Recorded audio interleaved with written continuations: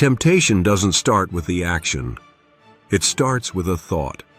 Most people don't realize that by the time they're actually fighting the behavior, they've already lost the battle in their mind. Scripture makes this clear. James chapter 1, 14-15 says, "Each person is tempted when he is lured and enticed by his own desire. Then desire, when it has conceived, gives birth to sin." That means temptation follows a predictable pattern. A thought becomes a desire, the desire becomes a decision, and the decision becomes sin. The enemy knows he doesn't need to break you with a major fall. All he needs to do is plant an idea and let you entertain it. This is why discipline at the thought level matters. You can't wait until the temptation is fully formed. You kill it early, or it grows into something that controls you. Most people try to fight temptation at the wrong stage. They wait until the moment they're emotionally weak, stressed, lonely, or frustrated. By then, your flesh is already leaning in the wrong direction. Scripture gives a better strategy. In 2 Corinthians 10:5, Paul says to take every thought captive to obey Christ. Not some thoughts, every one. That means the fight starts the moment the thought shows up. You call it out. You reject it. You redirect it. You replace it with truth. Temptation loses power when you refuse to let the thought sit in your mind. The longer you let it stay, the more influence it gains. The moment you give it space, it builds momentum. The psychology behind temptation is simple. What you dwell on grows stronger. What you starve grows weaker. The enemy wants you to fantasize, replay scenarios, justify your behavior, or minimize the consequences. That's how desire gets built. But Scripture says the opposite. Philippians 4:8 tells you exactly what to fill your mind with. What is true, honorable, just, pure, and praiseworthy. God isn't just telling you what to avoid. He's giving you something to replace those thoughts with. Discipline isn't just saying no to bad thoughts. It's intentionally filling your mind with better ones.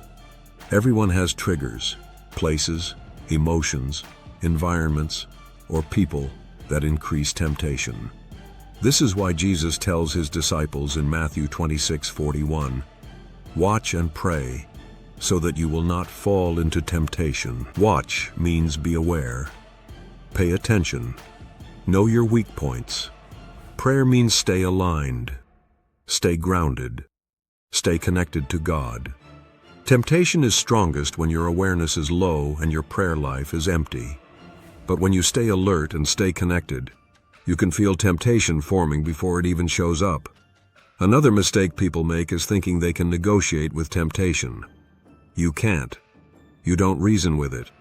You don't ease away from it. You flee from it. Scripture is blunt about this. Corinthians 10:13 says God provides a way out of every temptation. Not a way to negotiate, but a way out. He's already given you the escape route. Your job is to take it immediately. Delayed obedience always becomes disobedience.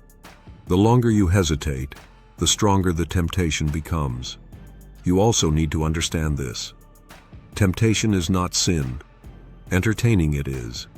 Feeling tempted doesn't make you weak or unspiritual. Jesus himself was tempted in Matthew chapter 4, but he responded instantly, with Scripture, not emotion. That's the model. You respond with truth, not feelings. You respond with conviction, not confusion. When you know the Word, you have a weapon. When you don't, you're unarmed in a battle you're guaranteed to face. This is why discipline matters. You can't train in the moment of temptation. You have to train before it. You build mental discipline in the quiet moments so you can stand in the stressful moments. You fill your mind with Scripture so you have truth ready when lies show up. You maintain prayer so your connection to God is strong when your flesh feels weak. Temptation exposes your preparation. It shows whether you've been training or coasting. The world wants you to believe temptation is harmless as long as you don't act on it. Scripture says otherwise. James makes it clear. Desire grows. It develops. It matures into sin if it isn't confronted. That's why killing temptation early isn't optional. It's required. God doesn't want you constantly fighting the same battles.